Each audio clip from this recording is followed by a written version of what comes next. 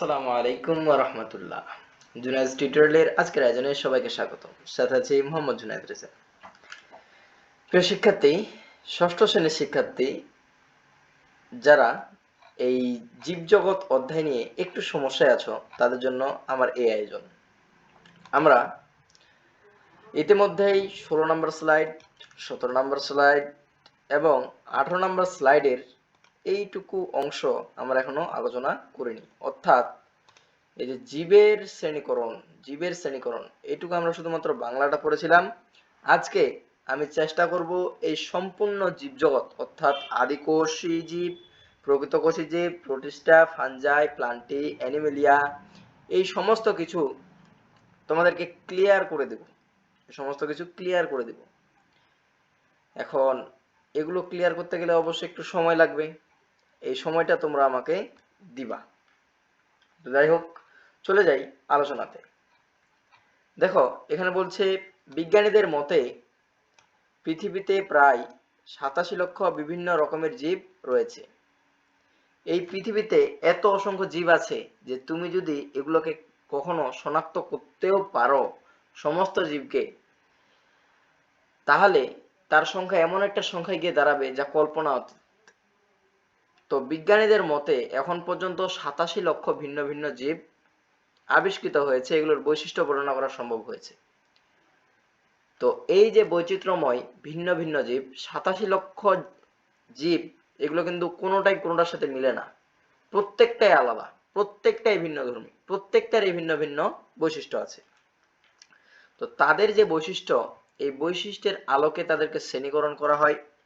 এই বৈশিষ্ট্যের আলোকে তাদেরকে রাজ্য, পর্বে, গণে, প্রজাতিতে ভাগ করা হয়। তোমরা যখন আরেকটু বড় ক্লাসে উঠবা, তখন এই যে শ্রেণীকরণের যে পদ্ধতি, এটাকে বলা হয় নেস্টেড হায়ারার্কি, এটা তোমরা জানতে পারবা। তো যাই হোক, বৈচিত্র্যময় এই জীবকুলকে সহজভাবে জানার জন্য বিজ্ঞানীগণ পৃথিবীতে সমস্ত জীবকে তাদের বৈশিষ্ট্যের উপর ভিত্তি করে, কিসের উপর ভিত্তি করে?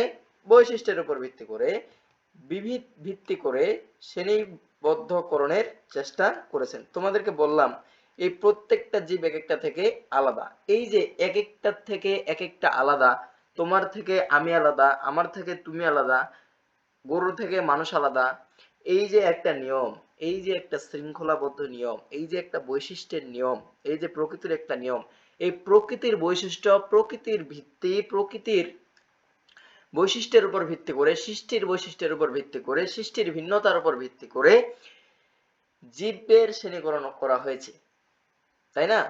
শ্রেণীবদ্ধ করার চেষ্টা হয়েছে। শ্রেণীকরণের উদ্দেশ্য কি? শ্রেণীকরণের উদ্দেশ্য হচ্ছে একাধিক জীবকে বা অনেকগুলো জীবকে ক্ষুদ্র পরিসরে স্বল্প সময়ে জানার যে প্রক্রিয়া, এটাকেই বলা হয় কি? শ্রেণীকরণ প্রক্রিয়ার উদ্দেশ্য। এগুলো আউট, এগুলো তোমাকে আমি তোমার বোঝার ক্ষেত্রে বলছি। তো যাই হোক, আমরা বইয়ে পড়ি। 1969 খ্রিস্টাব্দে, 1969 খ্রিস্টাব্দে, এটা কি তোমার জন্মের সময়? অবশ্যই না। এটা তোমার, আমার, তোমার বাবার আরো জন্মের আগের, পূর্বের যে সময়, স্বাধীনতা 1970-1970-এর আগে, 1 বছর আগে, অর্থাৎ গণ অভ্যুত্থানের সময়, যে সময়, এই সময়টাতে 1969, কত? 1969, বিজ্ঞানী হুইটেকার, বিজ্ঞানী কি? হুইটেকার, এর নামটা মনে রাখবা। এই হুইটেকার সবচেয়ে খারাপ। এ কি করছে জানো? এ পঞ্চরাজ্য শ্রেণীবিন্যাস প্রবর্তন করেন। এই আর এইচ হুইটেকার, পুরো নাম আর এইচ হুইটেকার, 1969 সালে কি করছে? জীবজগৎকে পঞ্চম রাজ্যে বা 5টি রাজ্যে ভাগ করছে।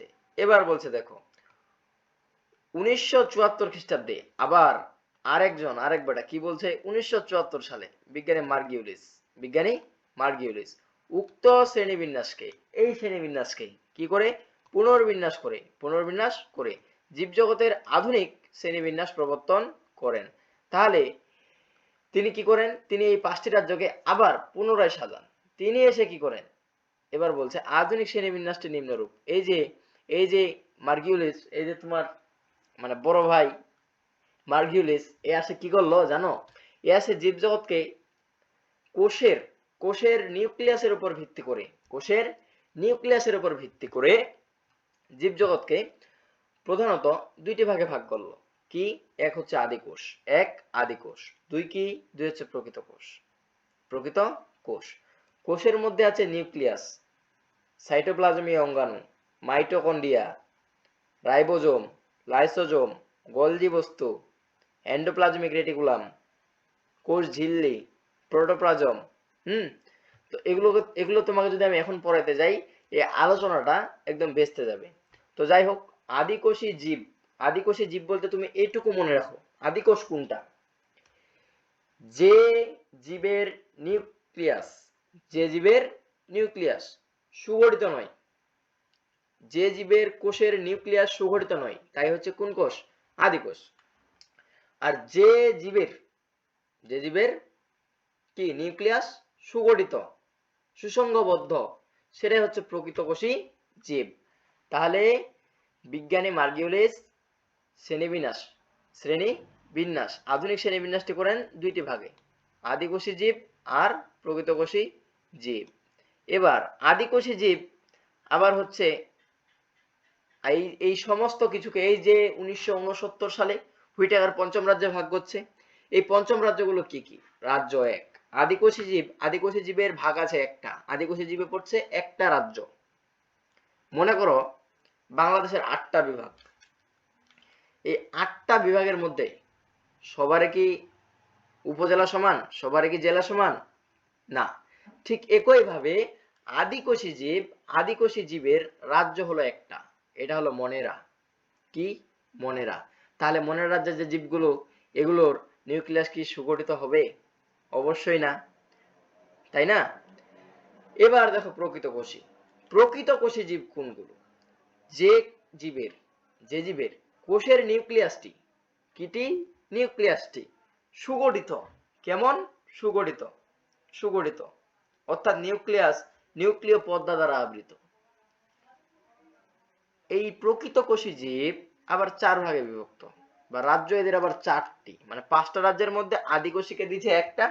মনে করো, হ্যাঁ, আদিকোষী, আদিকোষী আর প্রকৃতকোষী, এরা এক বাপের সন্তান, এক মায়ের সন্তান। জীবজগৎ থেকে হইলো এরা 2 ভাই। কি? আদিকোষী জীব, প্রকৃতকোষী জীব। আবার এই আদিকোষী এবার কি করলো জানো? এবার কালের পরিবর্তনে এবার বিয়ে করলো। এই বিয়ে করার ফলে কি হলো জানো? এর একটা সন্তান হলো। এই সন্তানটার নাম কি জানো তুমি? এই সন্তানটার নাম হচ্ছে মনেরা। আর প্রকৃতকোষীকে ওর বাবা বিয়ে করেছে, তোমাকেও করাবে, সমস্যা নাই। প্রকৃতকোষীকে বিয়ে করেছে, প্রকৃতকোষীর বাচ্চা হয়েছে 4টা। কয়টা? 4টা। কি কি জানো? একটা হচ্ছে প্রোটিস্টা, একটা ফানজাই, একটা প্লান্টি, একটা Animalia. Protista, fungi, plenty, Animalia. এইবার দেখো, তাহলে প্রকৃতকোষী জীবের রাজ্য ভাগ হচ্ছে কয়টা? রাজ্য হচ্ছে 4টা। কি কি? প্রোটিস্টা, ফানজাই, প্লান্টি, অ্যানিমেলিয়া, তাই না? আর শুধুমাত্র একটা ব্যতিক্রম, রাজ্য 1, এটা হচ্ছে মনেরা, এটা আদিকোষী। এইবার আসো, এবার এটা বিস্তারিত আলোচনা করি। কি করব? বিস্তারিত আলোচনা করি। কেমন আলোচনা? আলোচনাটা ঠিক এমন যে, দাঁড়াও একটু, আলোচনা ঠিক এমন, আমি এটা রেড পয়েন্ট করে দিলাম। এবার দেখো, রাজ্য 1 মনেরা। তাহলে কিসের অন্তর্ভুক্ত? আদিকোষী। তাহলে আদিকোষী কি? কোষে সুগঠিত নিউক্লিয়াস থাকে না। তাহলে এটাই একটা বৈশিষ্ট্য এখানে বলছে। দেখো, এই রাজ্যের অধীনে বিন্যস্ত জীবের বৈশিষ্ট্যগুলো কি কি জানো? 1 বা ক নাম্বার, জীবটি এককোষী। ও, তোমাকে বলতে ভুলে গেছি, আদিকোষী জীব সবসময় এককোষী হয়। আদিকোষী জীব, এই জীবটি এককোষী এবং এর কোষে সুগঠিত নিউক্লিয়াস থাকে না আদিকোষে। তাহলে আদিকোষের সন্তান কে? আদিকোষের সন্তান মনেরা। তাহলে এই মনেরার কি সুগঠিত নিউক্লিয়াস থাকবে? অবশ্যই না। এরা খুবই ক্ষুদ্র, যেহেতু এককোষী জীব, খুবই ক্ষুদ্র। অনুবীক্ষণ যন্ত্র ছাড়া এদের দেখা যায় না। অনুবীক্ষণ যন্ত্র ছাড়া তুমি এদেরকে দেখতে পাবা না। উদাহরণ, ব্যাকটেরিয়া, সায়ানোব্যাকটেরিয়া, স্পাইরোগাইরা, এগুলো হচ্ছে মনের রাজ্যের অন্তর্ভুক্ত জীব। এগুলো সবগুলোই এককোষী। সবগুলোর কি নেই? নিউক্লিয়াস সুগঠিত নেই, বা নিউক্লিয়াস সুগঠিত থাকে না। এইবার দেখো বাবা, এবার হচ্ছে রাজ্য 2। তোমাকে একটু আগে বললাম এদের রাজ্য 2, এদের রাজ্য 2, রাজ্য 3, রাজ্য 4, রাজ্য 5, এদের 4 ভাই। এই 4 ভাই কার সন্তান? এই 4 ভাই হচ্ছে প্রকৃত কোষী জীবের সন্তান। এবার দেখো প্রোটিস্টা, রাজ্য 2 প্রোটিস্টা।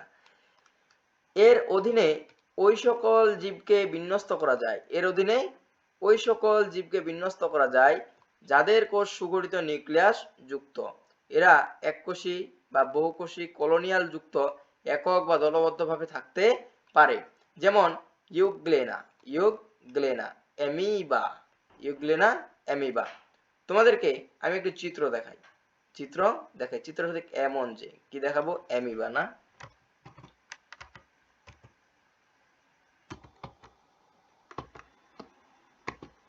অ্যামিবা।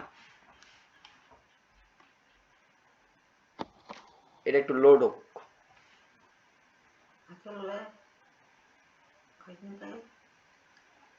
এটা একটু লোড হোক। আচ্ছা, তাই না? এটা দেখো, এটা লোডটা একটু লোড হতে সময় লাগতেছে। তো যাই হোক, তোমাদেরকে আমি দেখাবো, সমস্যা নেই। দেখাবো। এটা লোড হোক, তারপর আমি তোমাদেরকে দেখাবো। তোমরা শুধু এখন মনে রাখো অ্যামিবা, ইউগ্লেনা। এবার দেখো রাজ্য 3, রাজ্য 3 ফানজাই বা ছত্রাক। এটা আমার সবথেকে পছন্দের, কারণ এগুলো দিয়েই, এই ফানজাই বা ছত্রাক রাজ্য দিয়ে তুমি যে রুটি খাও সকালে, এই যে পাউরুটি পছন্দ করো, বেকারিতে যেটা তৈরি হয়, এই বেকারি যে পাউরুটি, এখানে মানে এক ধরনের ছত্রাক থাকে। এই ছত্রাক দিয়ে কি করে জানো, এটা ফুলানো হয়, এই খামিরটাকে ফুলানো হয়, নাহলে তো এটা পাতলা থেকে যাবে, তাই না? এবার দেখো, এদের দেহে সুগঠিত নিউক্লিয়াস থাকে, যেহেতু এরা কার সন্তান, প্রকৃত কোষের সন্তান, তাই সুগঠিত নিউক্লিয়াস থাকে। একটু জটিল লাগতে পারে, এই সমস্যাগুলো তোমার একটু হতে পারে, এখন হবে। তবে যখন তুমি এটা আরেকবার পড়বা, এই ক্লাসটা করার পর আরেকবার রিডিং পড়বা, তখন দেখবা এটা তোমার মাথায় এমন ভাবে আসবে, তোমার কোনো বন্ধু তোমাকে জিজ্ঞাসা করে যে এটা আমাকে বুঝাই দে, তুমি তো বললো ধুর বেটা, এটা পারিস না, এটা তো আমি তোকে এমনি বুঝাই দিব। এইবার দেখো, এরা সাধারণত এককোষী, একক বা বহুকোষী হয়। এরা কেমন হয়? এরা এককোষী হয়। কেমন হয়? বহুকোষী হয়। এদের দেহে কি আছে? ক্লোরোফিল আছে।